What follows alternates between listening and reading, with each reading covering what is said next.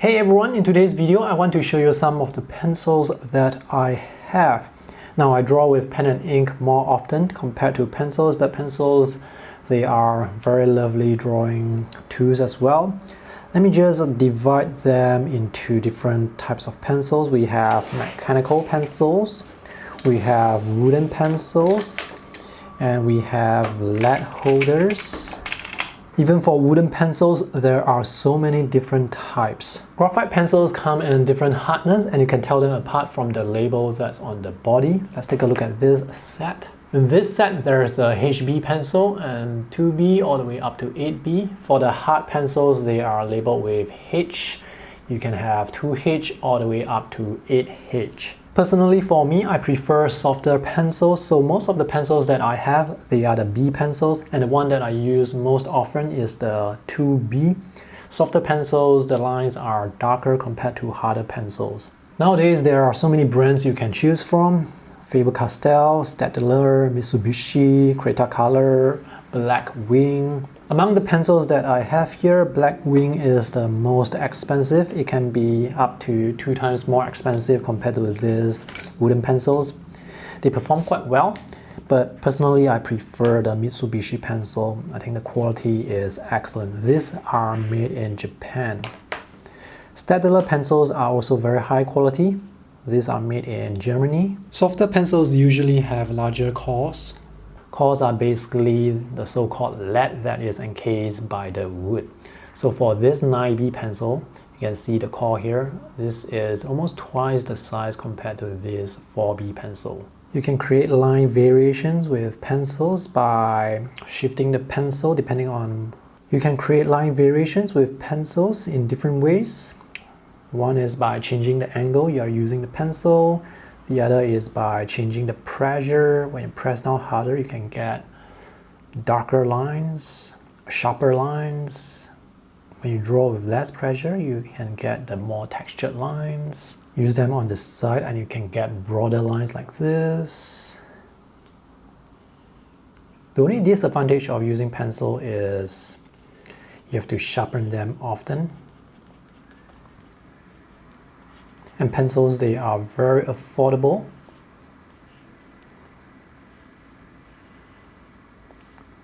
And they can create very nice line variation. And also they have this very sketchy look that sometimes you cannot get, or it's very difficult to get with other types of medium, other types of drawing medium. And you can use pencils for shading areas if you want to, and it's very easy to shade with pencil. You can cover areas really quickly. But most of the time I use pencils for drawing lines, so I don't do shadings like this. I will usually color this with watercolor. I'm going to make another video on pencil with watercolor. I'll show you some of my sketches that were drawn with pencil and watercolor. Another advantage of pencil is you don't have to wait for the pencil to dry because it's dry media. It's not like ink, pen and ink, where you have to wait for the ink to dry. With pencil, after you draw, you can straight away apply watercolor onto it. That also contributes to the fast and loose sketching style. So this is the HB, the 4B,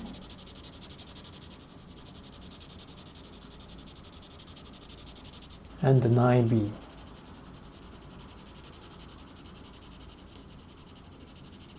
The softer the pencil, the more graphite it can deposit on the paper, and sometimes when the pencil is too soft, you may actually see those tiny little graphite bits coming off the core and appearing on the paper. Other than these wooden graphite pencils, I also have some water-soluble graphite pencils. These are the Derwent sketching pencils that are water-soluble.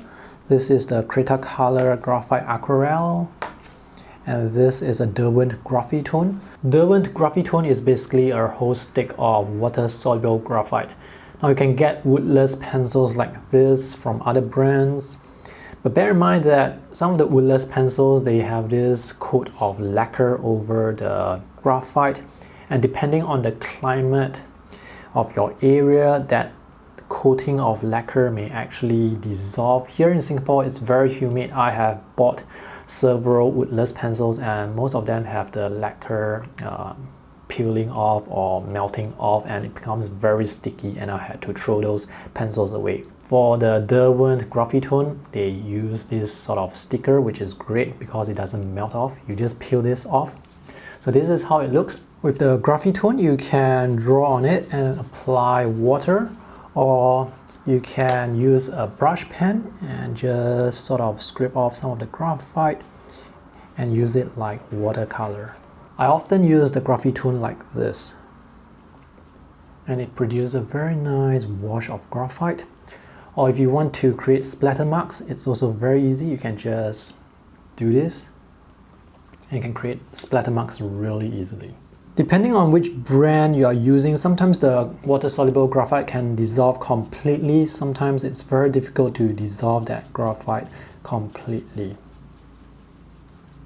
And when this is dry, it becomes permanent. You cannot erase it with an eraser. So it works sort of like watercolor, which is permanent when dry. Here's a sketch that I painted 5 years ago with the Graphitone.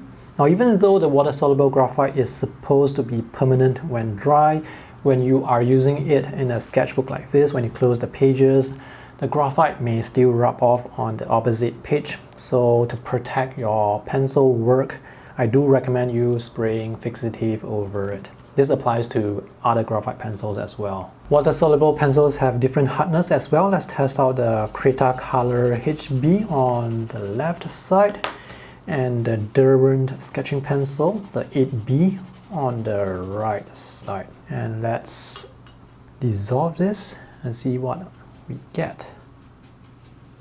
It's quite nice. And for the 8B, I can see that it's darker. Sometimes you have to scrub it for a while in order to dissolve all the graphite. When it's dry, there is this very nice textured look, and this is of course transparent, so you can use this with pen and ink.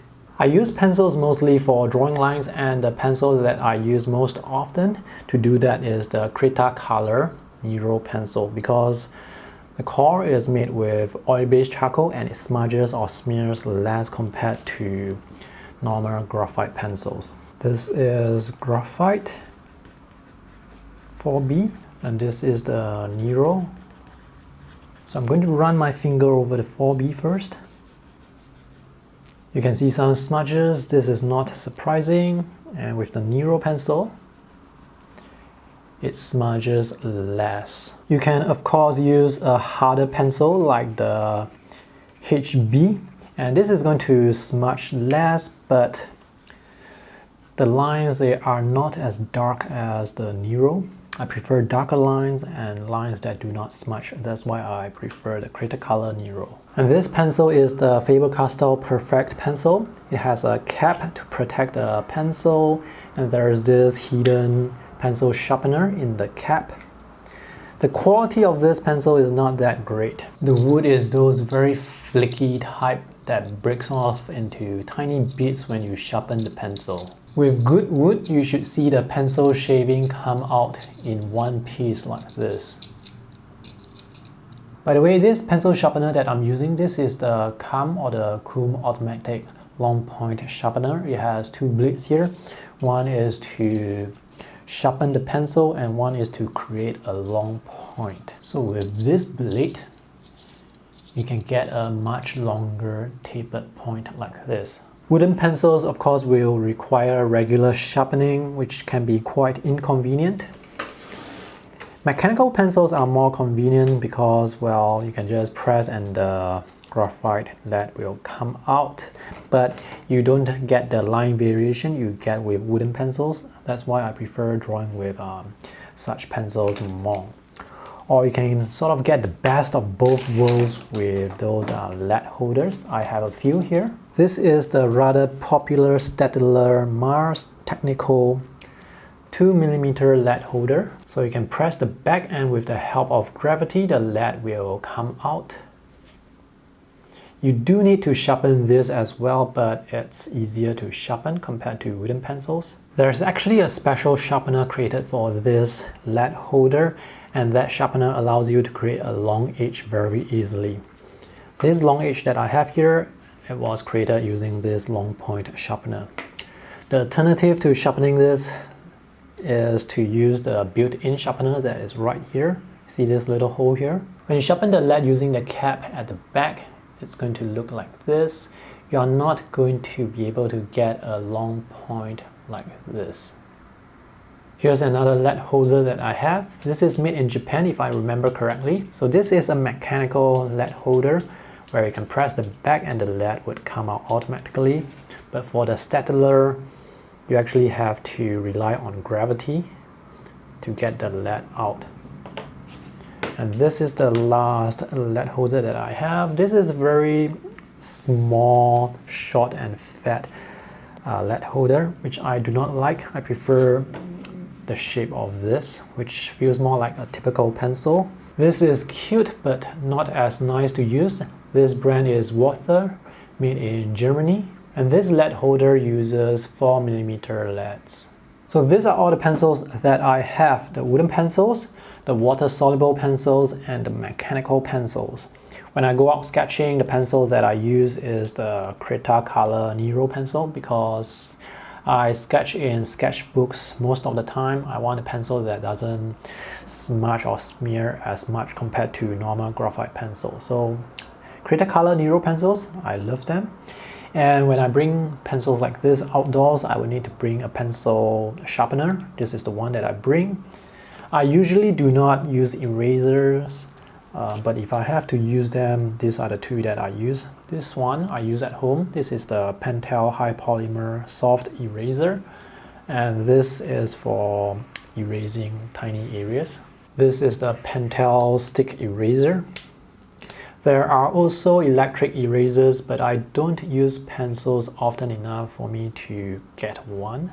Another disadvantage of pencils is sometimes when you're doing a sketch and if you draw from left to right, you have to go back to the left side again.